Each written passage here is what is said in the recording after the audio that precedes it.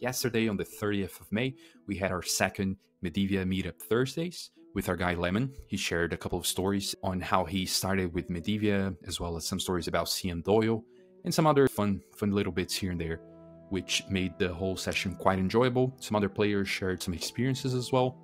Saphron came in with some great history about Medivia and some things that actually almost got deployed into the game, or actually were halfway done and they discarded completely, like a mobile web client that they started working on, some experiments with some actual lighting, sort of like reflect lighting. And I'm very excited to share with you guys the recording of part of this. I unfortunately made a mistake there, didn't record my own audio, so I wasn't able to just post it, so I had to do some cuts here and there to make it a bit more dynamic, and I'm going to be explaining a few of the pictures that were shared by Saphron in the end. But now I'm going to leave it up to Lemon to start on his stories. Thank you.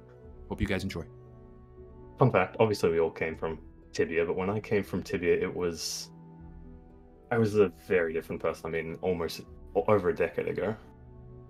When I started on Medivia, I was ready to fight everyone. I wanted to kill as many people as possible, which is a little different to what I am nowadays.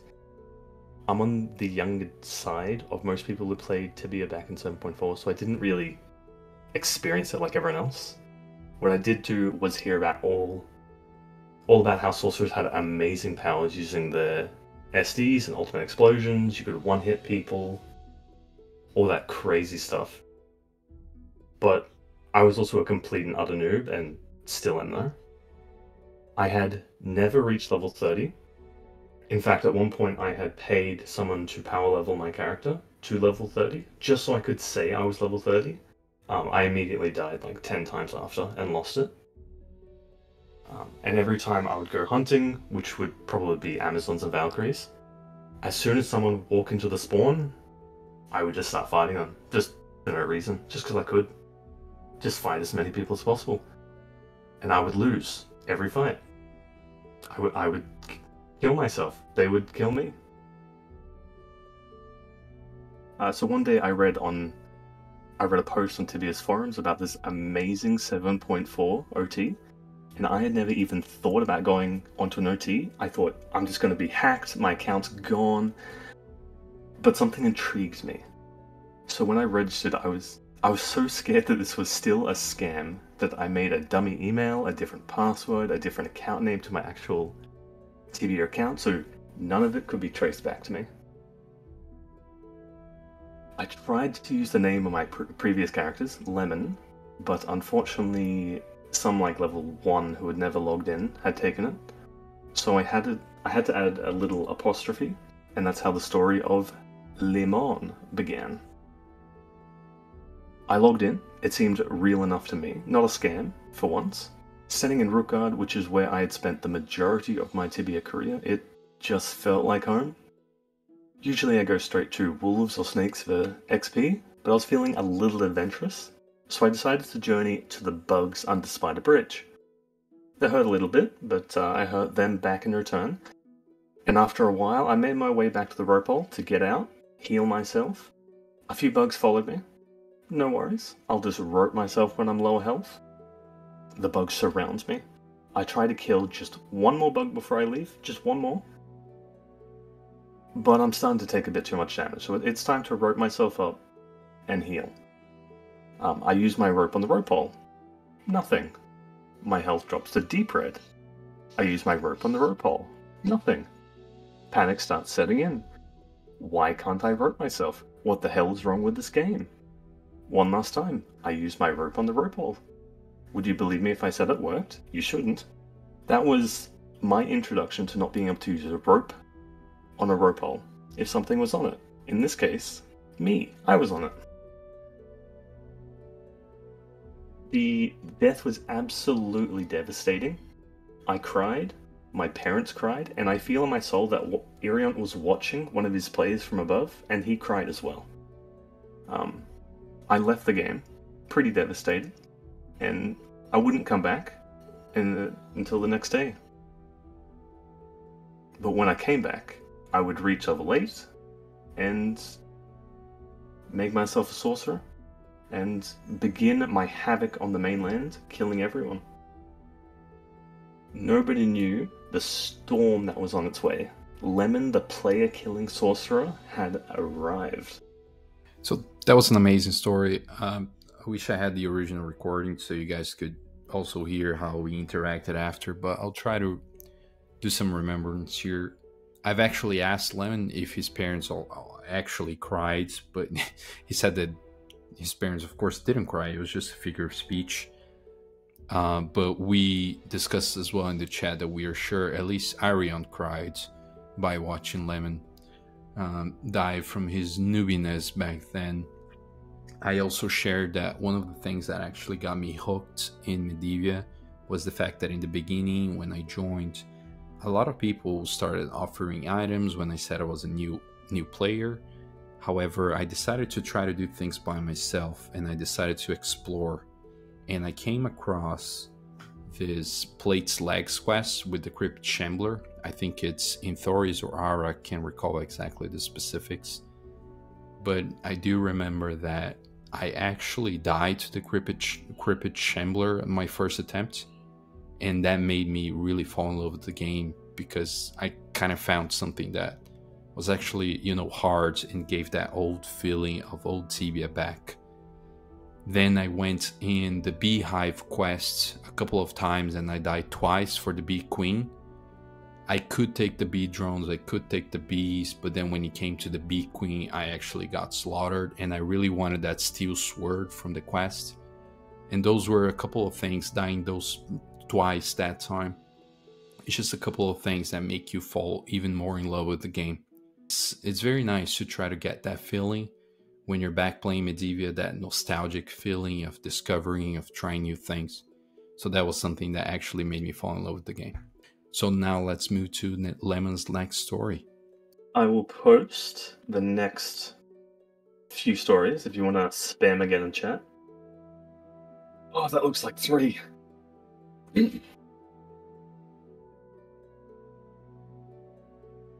I'll be honest, most of these stories are just Doyle. So, yeah, good luck with that.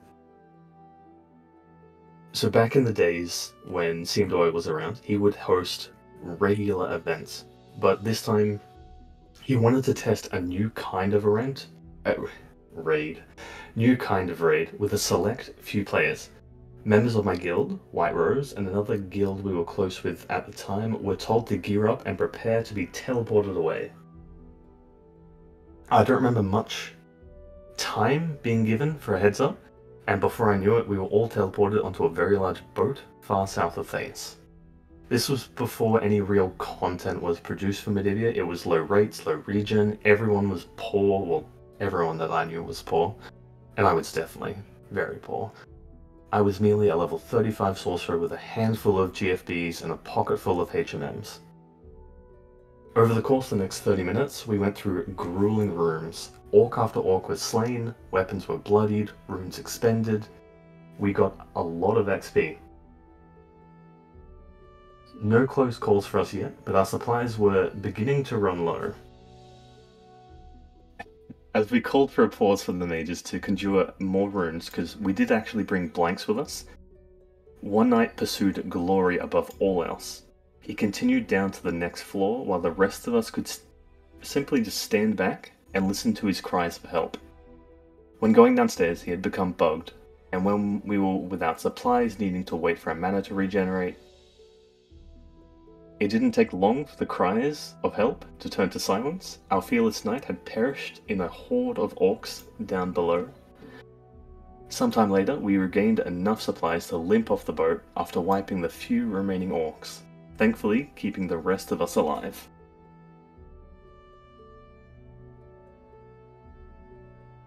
There is actually this video done by Roger the Swamper. He did a rares exhibition, and at one point, at about 2 minutes 40, he starts talking about different dresses. One of them being the housewife dress, because apparently, not to my knowledge, because we weren't told anything at the time, but CM Doyle actually teleported the person who died back. and when they took their reward from the chest at the end, which for everyone else was just like a crystal coin, he got a housewife dress instead. His unfortunate event turned into very much fortune. Doyle would host events every couple of weeks, which is pretty fun. But he left before Spectrum, maybe? So sometime in 2014? Because I know I have a screenshot with Madrigal on the very first day of Spectrum.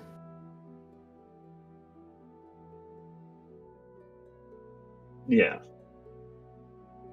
I'll skip into one of the extra little stories.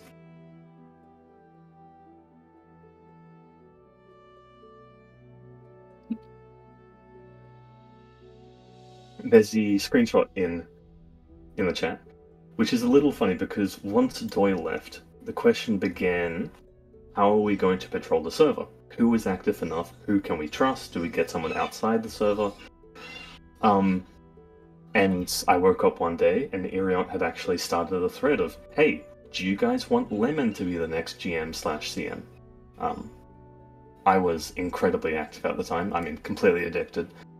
So, I mean, I had the time requirements, but holy crap, I would have been an awful staff member. Can you imagine me as Saphron? Not even close. So he hosted many events, and actually quite a few of them were in Rookguard, which is how a lot of the old rares came to be. I know there's many coloured backpacks and a Mystic Turban that I used to own. There's just a lot of small things that didn't really matter, but it was fun. It created Rookguard's own lore, I guess. He also did a trivia event where we would all go to Santa's house afterwards. He had a bunch of rares in the house. And then, yeah, the final picture is just more rares at a different event in Theus. But one of his favorite things to do after an event was just show off different items, because he could. I'll post an interview with him in the chat. It's 3 hours longer. The event that really ended it for him, well, from my memory at least, there was, at the time, there was a lot of people doing boat traps, and then on one particular day there was an entire noob team on a boat. So he was like, these people keep killing the neutrals, and I like the neutrals because they keep things going, you know? So what I'm going to do is I'm going to summon 5 different heroes and let them loose on the boat. And see how the noobs do with a bunch of heroes. And the noobs instantly died, you know? The noob characters. all of them died. But that was a little controversial. Just spawning monsters on people without warning. And that created a lot of stink, and there was a lot of fighting, and I think that was the last big thing that happened before Doyle left. But he talks about it in that interview as well. I'm pretty sure he interfered a lot with wars using his GM character. Don't do it. One claim was he was sitting invisible in the battlefield, and he would let them know, okay, you know, log in at this second, and we just start UEing. And they had 2 high-level sorcerers logged out, and they just obliterated half the team in a couple seconds. Like, that's the kind of little bits that he would throw in here and there between really fun events. That screenshot. Sorry. That screenshot is Doyle would often message me about random things, including the first update. And at one point he just teleported me without warning to an empty, flat Iceland, and he was looking for names for the island, and a couple of the islands similar to it. I gave him a few really bad names, but a couple that stuck were Coleridge and the Frozen Den. Unfortunately, Frozen Den was later removed, but Coleridge is still here to the day. I'm pretty happy with that one. So there you have it, folks. After those lovely tales about the past, the history on CM Doyle, I do recommend you check the interview. And also, now we can thank Lemon for naming Coleridge in Medivia, which is a great feat. At least myself, I haven't named any places. So it just shows the significance of Lemon has to Medivia's history as a whole. So now let's move on to the next tale from Lemon. I guess I'll go with my last story. So this is the story of the first true epic quest on Medivia / Tibianic. So many people know of Umus's tomb, the rainbow gem, the ghost, the legend of Margo, that all surrounds it. This epic quest was completed through the combination of years of work, years of stagnation, then finally 1 week of teamwork. It took so long because nobody was able to connect the right dots in a sea of other dots. I even have a Gyazo of myself throwing random warlock loot into the mouth of Saphron the Great Burrower.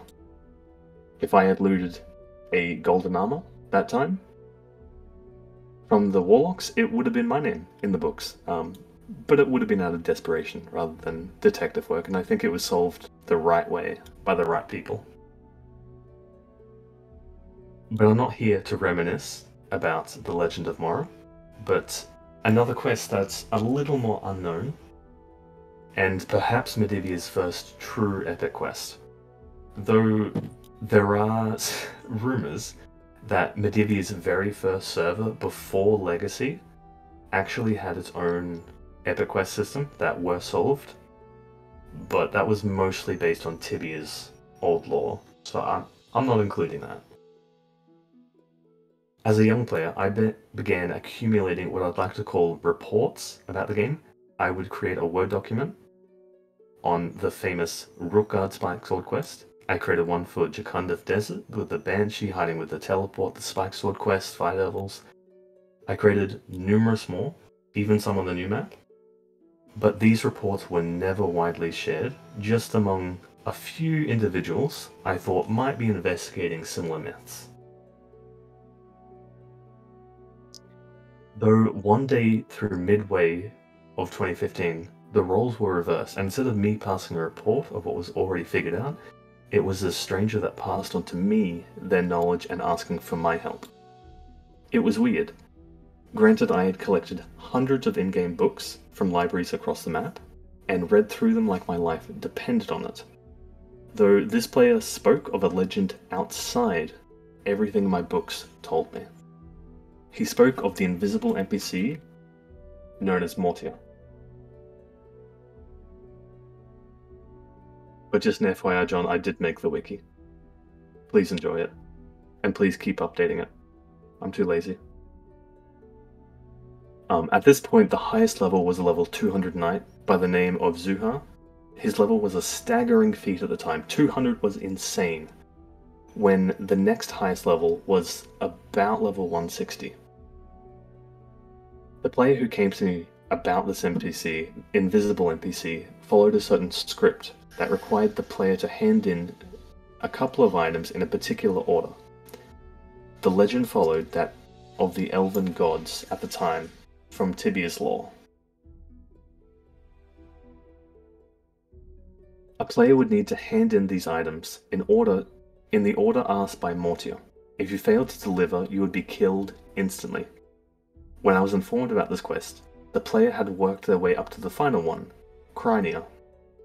Spoiler alert, I was never able to solve the final one, so I cannot tell you what the item actually was. However, we did have our theories. My partner had told me that Zuha, the highest level knight, had held in his backpack every item in the game that he could possibly hold, which was a lot as he was the highest level knight. Nonetheless, when he asked Mortia, he was killed instantly.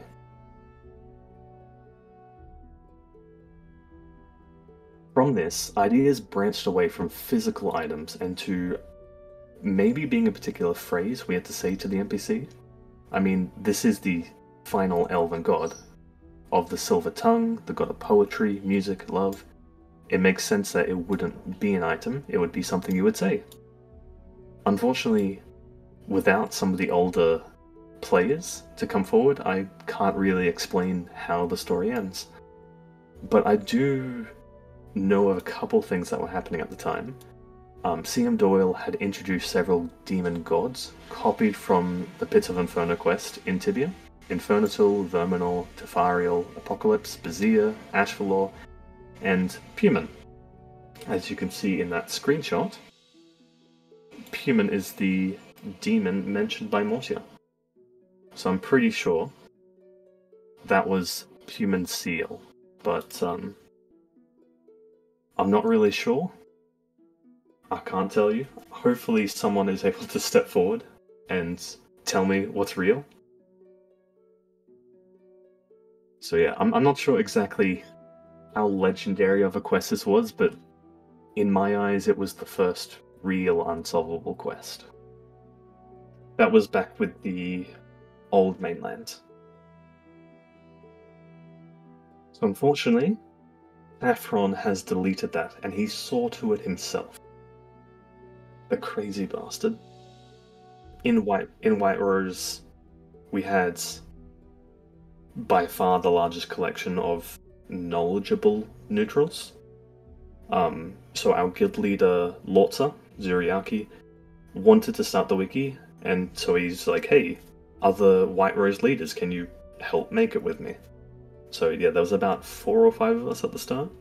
Unfortunately, with a decade of the wiki being alive, over time it became a little abandoned. Lorza was the one paying for the wiki, but eventually the host had to disappear, had to dissolve, and Fark was the one who could step up to the plate and say, hey, I can host this for you on my site. I honestly cannot. At the time, I mean, most people were pretty poor, so I know a number of my lotteries, because I was kind of the lottery guy at the start,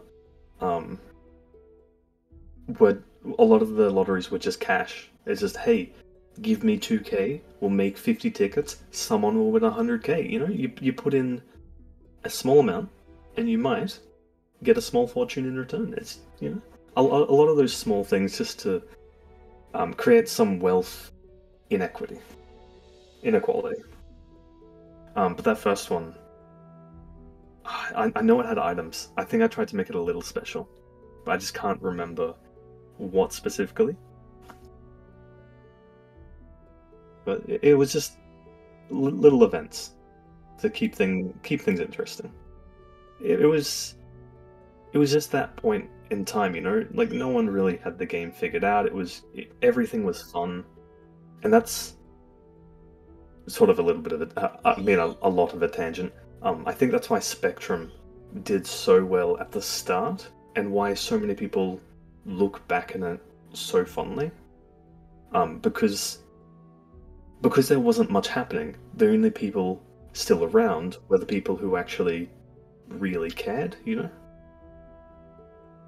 So it wasn't just lots of random, it was, hey, let's do something, let's make something of this. So before we move on, I'd like to say thank you again, Lemon, for preparing and sharing those stories. It's great that you created the wiki. A lot of people use it. I know, of course, it changed a couple of hands in the recent past, and people keep updating, infrequently maintaining, hosting it. So thanks to all of that, those folks that actually do that job.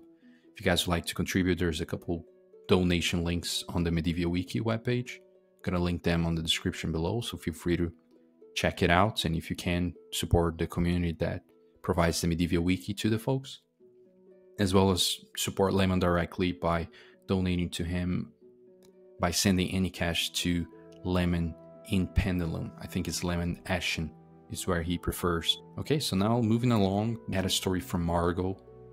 He says, hey guys, I have a story to share from early times. Before Spectrum, I believe, there used to be a PvP arena in the game, which you accessed through temple NPCs. One weekend there was an event in the arena, which I think was arranged by Doyle or some other GM. The arena map was like Garagap, but the inside of the castle was lined with undead dragons trapped behind stones.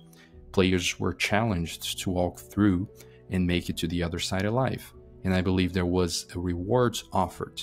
As far as I know, everyone pretty much died immediately to the undead dragon range combos, as no one was above level 150 or so. I don't think anyone claimed their rewards, and it wasn't even announced what it might have been. I would love to hear if anyone remembers this or anything similar from those days. So there you have it, guys. Great story by Margo. If anyone do remember anything of this sort, do let us know here in the comments, and I'll make sure that this reaches him as well. Then we proceeded the event with Saphron sharing a couple history moments across Medivia. He joined the team in 2016-17, so he has loads to share. So the first picture here, it's something that actually became a meme in the Medivia community and actually became the Medivia Wiki logo if you look close enough. Sort of how the stone golem looks like before the rework. And as Saphron shared there, actually this was his most hated piece of work, and he never got that many negative comments from anything else he worked on.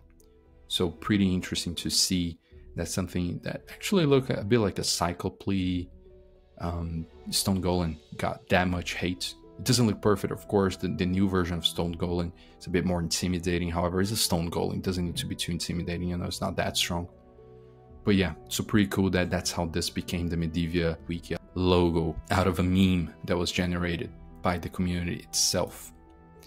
Also, Saphron also shared that this was the size of the Ashen City before they reworked a couple of times before the mainland update. So as you can see there, the castle area is way bigger. There's some gardens as well in front, which is currently non-existent today. There's a center tower thingy similar to Garagab, but specific to Ashen, which never came to fruition.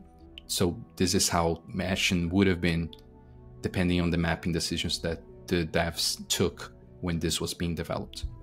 Also, Saphron shared some pretty brutal, in my view, and anyway, it looks a bit odd, especially compared to how Medivia it's looking nowadays. This huge ass statue that he created is supposed to be a blind oracle with a eye bandana on around its neck. There's some blood on the marble feet of the statue, and he mentioned that this was tied to a quest line as well as part of the mainland updates for around levels 100 to 200, but apparently this never came to fruition, so they had to scratch the whole thing, the quest line and the sprites as well. And I think he mentioned that nowadays this statue remains on the GM island, so no one can access apart from the GMs and the devs themselves. So pretty cool piece of history, never seen that before. It's huge. I wonder how this would have looked if it was actually implemented nowadays in Medivia. He also shared some experiment they made with ray tracing, sort of ray casting. If you notice there, the light is bouncing out of the walls, so it's only actually illuminating the path, nothing behind the walls. It's a pretty interesting dynamic, but makes the game a little dull, especially on dark areas. I mean, I can see how it would have looked, but I kind of prefer how it is today, of course. But it's nice to see that the devs experimented with a lot of functionalities and technologies to try to make the game more and more unique, as they have done today. So when you see there, when it takes the corner, the lights kind of split, which is pretty nice functionality. But yeah, it never came to fruition, as per Saphron. They also thought about working with a dynamic sun lighting system, but it was too daunting on people's PCs and performances was too heavy, so they decided to scratch that completely. And even with it standing still, like those shadows would have some performance issues, so they kind of gave up on the idea. But it's kind of cool to see the map of Medivia with those sort of shades. The characters, I think, would have having some shades as well, but it never came much out of this, and this is where the work stopped. And so it's pretty fun that he shared that piece of information. Let me know if you guys like that on the comments below, and any of the functionalities that we're sharing here. He also shared some fonts. When they were looking on redesigning the mainland update, they came across some fonts, and this is one of them. He said is the most hideous that he found out of the bunch. Thankfully, this wasn't the one that was chosen. However, as you can see there, it looks a little bit like, you know, that medieval style of a node game vibe to it. He also shared how the fishing mini game might have looked, a couple pictures on they were experimenting with the fishing sort of mini game where you have to actively do something. So it's fun to see that this was something I think someone suggested a while back on the feedback channel, and it's fun to see that they prototype those sort of things. They kind of work it out, and if it doesn't look good enough, they don't even tell anyone. They just scrape the idea and move on to bigger things. Maybe when the technology get a bit more involved, when they would have worked back on this one, when the need presented itself. However, for now, they scratched this since they want to invest in other things apart from that. He also shared this image where is basically the outfits of the people that are being killed and dying, the dead bodies, would take the person's outfit. He said it would be too crazy and kind of impossible, really, the way Medivia is coded today. So if you want to look on the details on the discussion, you can also check the Discord channel. The conversation will be stored there for a long while on the Medivia Meetup Thursdays chat. He also shared some targeting system on how it would have looked. They tried experimenting today. It's just a red square, but they were trying a more circular vibe to it. Some different sprites there. It might have some movement, it might have not, but it's interesting to see that those things, they prototype it out and they make their decision to maybe change it or just scrape it. Also, he shared this, which for me is amazing. It's sort of like a mobile web client that they were experimenting with to play Medivia on a tablet or maybe on a mobile phone or maybe on a web client on the PC. So pretty cool to see that Medivia at one point experimented with this, but they kind of scrape it. At the moment, they said it might come, it might not. It's something that it hasn't been confirmed, but it's not on the plans for now as a certainty in the future. But it's fun to see that they worked on it in the past.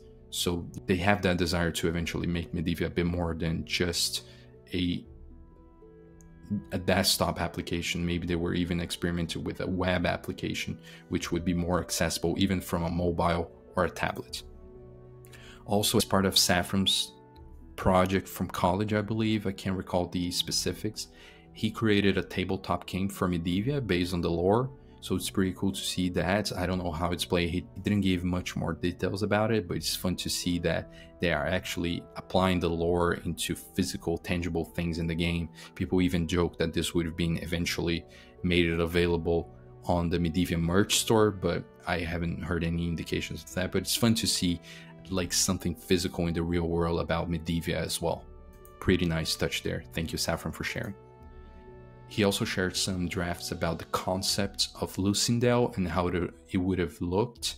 So some drafts, how the mapping was working, the main gates on Lucindale, how the tree houses would have looked, the green areas and such. It's fun to see how their work got refined over the development and actually came Lucindale to be this great city with the tree levels, different tree houses and stuff that it is today. So that's it, guys. Hopefully you enjoyed this Medivia Meetup Thursday video recap that I've done. Hopefully next time I'll be having my microphone recording turned on as well, so I can just post the VOD, because this way it doesn't give a lot of work for me to keep editing and adding more details. However, some nice screenshots that I've added, I think it made it a bit more easy for you guys to perceive it. So I do appreciate, leave that like and subscribe if you haven't done already, and I'll see you guys on the next one. Cheers.